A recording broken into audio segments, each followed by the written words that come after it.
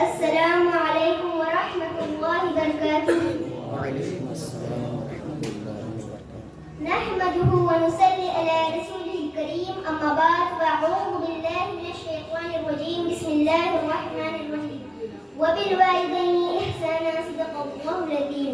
کرو دل سے خدمت عبادت بن جائے گی، کرو دل سے خدمت عبادت بن جائے گی، ماں باپ کی فرما برداری امانت بن جائے گی.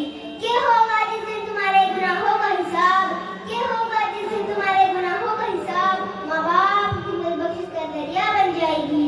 محترم حضرات، مجھے آج جس موضوع پر لفظ کشائی کرنے کا موقع ملا ہے وہ ہے والدین کے حقوق. اسلام میں ماں باپ کے ساتھ بھلائی کرنے کا حکم ہے. اللہ تعالیٰ قرآن مجید میں ارشاد فرماتا ہے وبالوالدین احسانا، اور اپنے ماں باپ کے ساتھ حسن سلوک کرو، ان کی خدمت کرو، ان سے اونچی آواز سے بات نہ کرو اور نہ ان کے برابر بیٹھو بلکہ ان کے قدموں میں بیٹھو. ہمارے پیارے نبی صلی اللہ علیہ وسلم نے ارشاد فرمایا الجنۃ تحت اقدام الامہات، جنت ماں کے قدموں کے نیچے ہے.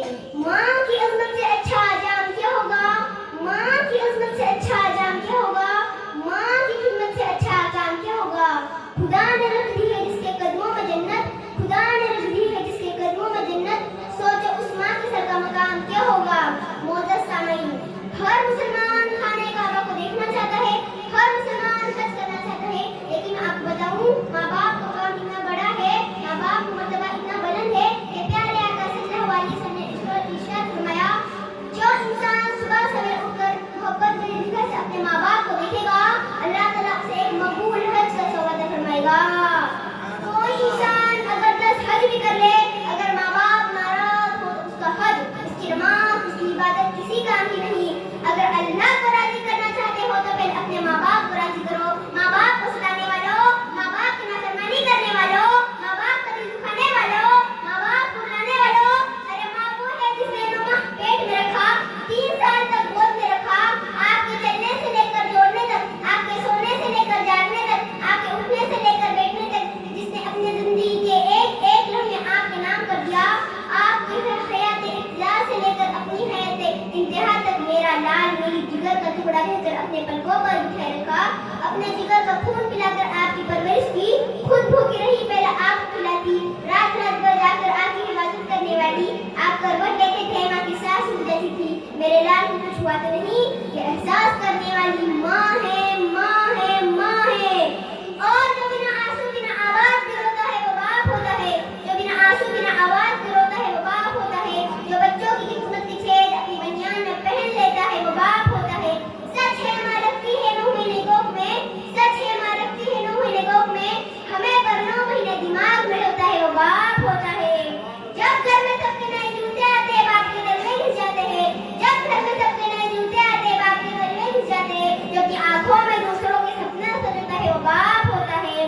باپ نوالا ہوتا ہے، باپ رکھوالا ہوتا ہے، باپ اپنی اولاد سے ہر دم مسکرانے والا ہوتا ہے. باپ کرتا ہے کہتا نہیں، باپ کرتا ہے کہتا نہیں، جب باپ سمجھ میں آئے تب وہ پاس ملتا نہیں. میرے نوجوان بھائی اور بہنوں ذرا غور کیجیے، ہم نے اپنے ماں باپ کو کیا دیا؟ ہماری نوجوان نسل نشان کرنے لگی ہے، کوئی شراب پیتا ہے، کوئی سگریٹ پیتا ہے، کوئی تمباکو کھاتا ہے، کوئی پان کھاتا ہے، کوئی اپنے بھائی کی شادی کرتا ہے. یہی دن دیکھنے کے لیے ہمارے والدین نے اتنی محنت کی. میرے عزیزوں اپنے ماں باپ کو نہ ستاؤ، ماں جنت ہے، باپ جنت کا دروازہ ہے، ان کی قدر کیجیے. ماں باپ سے کی رونق ہے. کل یہ جب نہیں ہوں گے تو آپ کے پاس کروڑوں کا محل ہوگا لیکن اس میں رونق نہیں ہوگی. نیند اپنی بلا کر سلایا ہم کو، نیند اپنی بلا کر سلایا ہم کو، آنسو اپنے گرا کر ہنسایا ہم کو. درد کبھی نہ دینا ان ہستیوں کو، درد کبھی نہ دینا ان ہستیوں کو، اللہ نے ماں باپ بنایا جن کو. السلام علیکم ورحمۃ اللہ وبرکاتہ. نعرہ تکبیر، نعرہ رسالت، جشن عید میلاد النبی، سرکار کی آمد، دلدار کی آمد، حضور کی آمد، پر نور کی آمد، مکی کی آمد، مدنی کی آمد. نعرہ تکبیر، نعرہ رسالت.